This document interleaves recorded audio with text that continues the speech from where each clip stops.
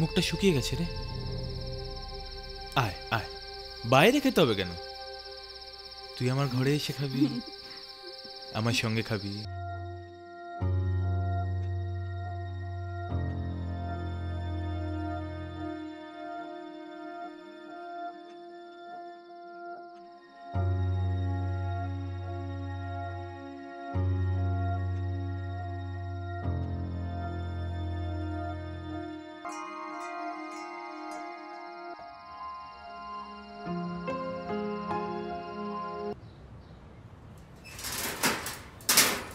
এই শোন, আমায় আবার খেতে দেবে তো? রাতে থাকতে দেবে আবার? তুই তো কিছুই বুঝতে পারলি না।